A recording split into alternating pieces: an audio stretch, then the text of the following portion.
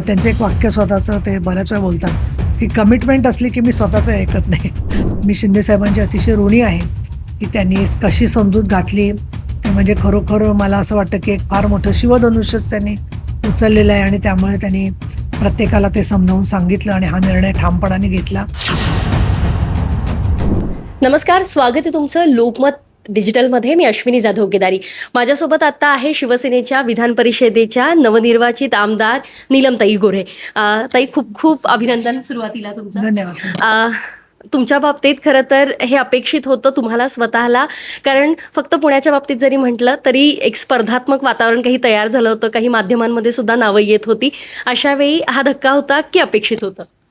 शेवटच्या काही 2-3 दिवसामध्ये खूप मनावरती ताण आला होता आणि काहीतरी वेगळ्या प्रकारचं ज्यावेळेला असत्य किंवा निराधार अशा काही गोष्टी बातम्या जेव्हा येत होत्या त्यावेळेला थोडी काळजी वाटत होती. परंतु माझा एकनाथ शिंदे साहेबांवरती पूर्ण विश्वास होता आणि देवावरती विश्वास होता.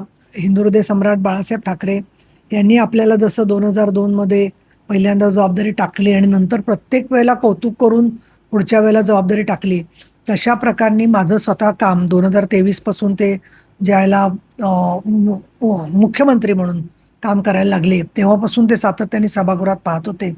आणि या पार्श्वभूमीवरती त्यांचं एक आहे की त्यांचं एक वाक्य स्वतःचं ते बऱ्याच वेळा बोलतात की कमिटमेंट असली की मी स्वतःचं ऐकत नाही.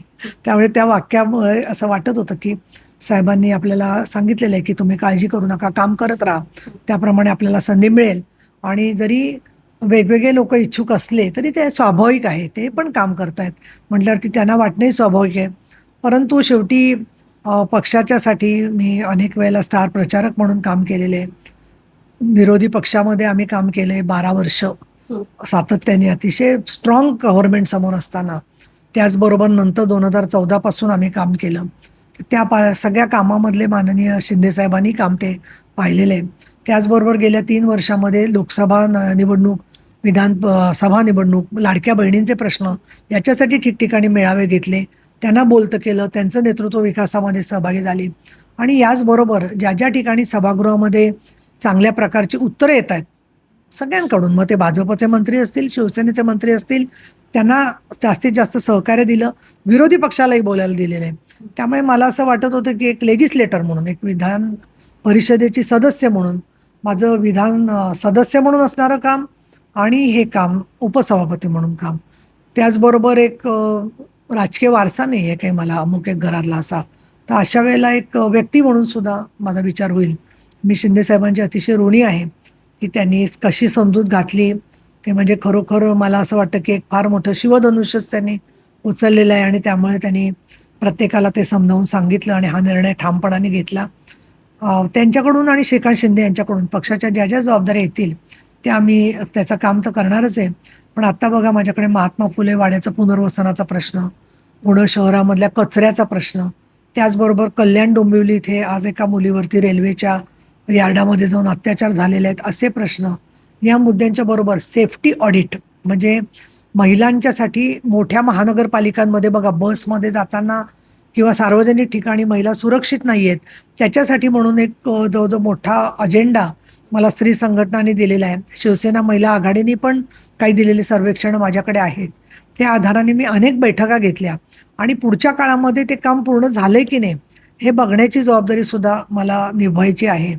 त्या दृष्टिकोनातून ही कामं करत असताना माननीय शिंदेसाहेब, फडणवीस साहेब आणि शिवशाहीचं सरकार जे काही पुढे चाललं आहे तर त्याच्यामध्ये अधिकाधिक सकारात्मक भूमिका घ्यायचा माझा जसा प्रयत्न आहे. तसंच नरेंद्र मोदी साहेबांनी जे नमोशक्ती बंधन विधेयक आणलेले आहे, मला इथे सांगायला पाहिजे आणि मी अत्यंत ऋणी आहे महाराष्ट्रातल्या या परंपरेची की कुठलंही परिषदेमध्ये आरक्षण नसताना मला ही संधी मिळालेली आहे. म्हणजे आरक्षणानंतर तर महिलांना संधी मिळणार आहे, पण कामाच्या गुणवत्तेच्या जोरावरती ही संधी जी मिळाली आहे तर त्याच्यासाठी मी आत्तापर्यंत प्रत्येक जिल्ह्यामध्ये गेलेले आहे. आत्तासुद्धा माझा विचार आहे की संपूर्ण महाराष्ट्रामध्ये जाऊन ठिकठिकाणी बैठका आणि जिथे आवश्यक असेल तिथे आवाज उठवणं या प्रश्नांवरती हे मी काम करणार आहे. ताई सलग 5वी तुमची टर्म आहे आणि खरं तर यापूर्वी तुमचा अर्थात संघटनेपासून कामाची सुरुवात झाली आहे.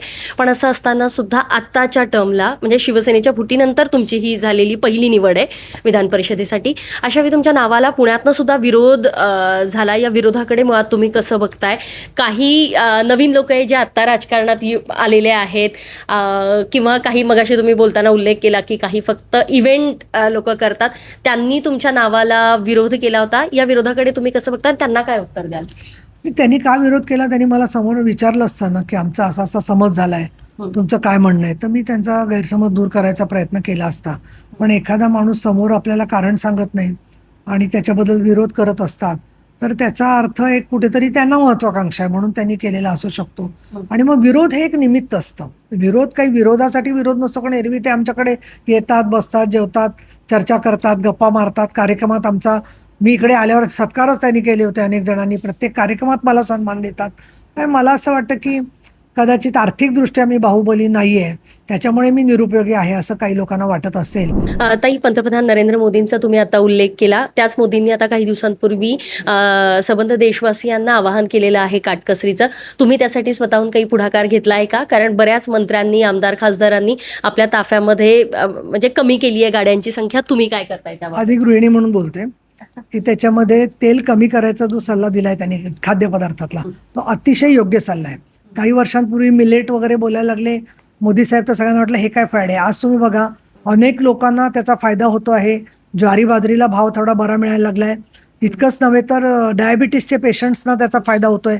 त्याच्यामुळे त्यांनी जे तेल कमी सांगितले ते लगेच अतिशय गोरगरीब जे आहेत त्यांचं ठीक आहे, त्यांनी एक प्रश्न नाही. पण त्यांनी कोणाला उद्देशून बोलले हे पण विपर्यास करणं बरोबर नाही ना. त्याच्यामुळे उच्च मध्यम वर्ग, श्रीमंत लोक, मध्यमवर्गीय तेलकट आणि या गोष्टी कमी खा सांगितले ते मला असं वाटतं अगदी योग्य आहे. दुसरं म्हणजे जिथे आवश्यक आहे तेवढीच वाहनं जायची. केवळ एक प्रोटोकॉल म्हणून अमुक माणूस गेला की 25 गाड्या असतात, 10 गाड्या, ते ऑलरेडी त्यांनी कमी केलेल्या आहेत. आम्ही सुद्धा आमच्या ताफ्यात ऑलरेडी फक्त 2च गाड्या असायच्या, त्या आता कमी करायचा एक करतोय प्रयत्न. पण अडचण अशी होते की जेव्हा आम्ही पीडित मुलींना भेटायला जातो तर त्यावेळेला कोणी ना कोणी तिच्या कुटुंबाशी बोलणारं लागतं, पोलिसांशी निवेदन द्यायला एखादा अधिकारी बरोबर लागतो. त्यामुळे जेवढं अत्यावश्यक असतील तेवढाच आम्ही त्याचा उपयोग करतो आहे. त्याखेरीज आपोआपच झालेलं आहे असं की अधिक महिना आहे, त्यामुळे लग्न कार्य आणि मोठे समारंभ धार्मिक करताच येणार नाही आहेत. त्याच्यामुळे त्या दृष्टीने मला असं वाटतं, आणि ही तात्कालीन परिस्थिती आहे, कायमस्वरूपी असं राहील असं नाही आहे. त्यामुळे मोदी साहेबांच्या बोलण्याचा विपर्यास करून एक कुठेतरी त्यांनी जे मुद्दा मांडलेला आहे त्याचा चुकीचा अर्थ काढणं बरोबर नाही असं मला वाटतं. ताई, सलग 5व्यांदा तुमची निवड करण्यात आली आहे आमदार म्हणून. पण यापूर्वी राज्यसभेसाठी सुद्धा एक जागा होती, त्यावेळी सुद्धा तुमच्या नावाची चर्चा होती. त्यावेळी तुम्ही खरंच राज्यसभेसाठी इच्छुक होता? राज्यसभेसाठी मी कधीच इच्छुक नव्हते. मला विधान परिषदेत संधी मिळाली तर तीच कामाची माझी इच्छा होती. कारण मला राज्यामध्ये माझे जिल्ह्यामध्ये चांगल्या प्रकारचे संबंध आहेत आणि जिथे छोट्या छोट्या गावांच्या मधल्या सुद्धा मी अगदी परतवाड्याच्या केसमध्ये सुद्धा ती मुलं मला कॉन्टॅक्ट करत होती, तुम्ही या म्हणून इथे. जी जमेल तशी मदत मी त्या ठिकाणी प्रत्येक वेळेला, मग लोणावळा असेल, कल्याण डोंबिवली असेल, तर इथे राज्यात काम करण्याच्यासाठी मला धोरणात्मक काम ही माझी आवड आहे. मी आज आता आमदार झाले, पण 94 साली पहिलं महिला धोरण झालं, त्याच्यामध्ये पण माझा सहभाग होता. ते धोरण पोचवलं आम्ही गावागावापर्यंत जाऊन. मुलींना संपत्तीत वाटा मिळावा म्हणून काम केलं. आजच्या काही पिढीला ते माहिती नसेल काही लोकांना, परंतु ह्या धोरणात्मक कामापैकी काही कामं पूर्ण झाली. उदाहरणार्थ एकनाथ संभाजी शिंदे यांनी आईचंही नाव लावायला सुरुवात केल्यावर अनेक लोक लावायला लागली. पण हा निर्णय कधी झाला होता? 20-25 वर्षापूर्वी झाला होता. पण त्याची अंमलबजावणी आज जेव्हा करणारे राज्यकर्ते असतील त्यावेळेला इथे मला सलग काम करणं शिंदे साहेबांबरोबर हे खूप आवश्यक वाटत होतं. आणि म्हणून मी राज्यसभेच्या संदर्भात उत्सुकता दाखवली नाही. असं काही झालं नाही की मला राज्यसभा विचारली आणि मी त्याला नाही म्हटलं. मी स्वतःहूनच आधी सांगितलं होतं की मला विधान परिषदेत संधी मिळाली तर आवडेल. आणि हे शिंदे साहेबांच्याकडे पहिल्यांदा आणि त्याच्यापूर्वी 4 वेळेला काही लोकांनी टीका करताना असं बोलत होते की एकाच व्यक्तीला 5-5 वेळा का देतात. तर आता ते मोठ्या साहेबांना, तिकडच्या लोकांना विचारलं पाहिजे त्यांनी का दिलेलं आहे ते. आताचं जे आहे त्याच्यामध्ये शिंदे साहेबांनी जे काही कार्य केलं गेल्या अनेक वर्षांमध्ये, त्यामध्ये त्या कामाच्या समाधान जे आहे ते खूप आगळं वेगळं आहे. आणि ताबडतोब लोकांच्या मदतीला ते जे धावून जातात तसंच काम करणं महिलांच्या संदर्भात आणि समाजाच्या संदर्भात हे आवश्यक आहे. काही वेळेला असं वाटतं की उपसभापती पद जे आहे त्याच्या बंधन आहेत की बाबा निदर्शनं करायची पण मोर्चा काढू नका. आणि कारण आम्ही वैधानिक पदावरती आहोत. पण आमची भावना महत्त्वाची आहे. शासनाला कळलं की त्याची दखल घेतली जाते ही चांगली गोष्ट आहे.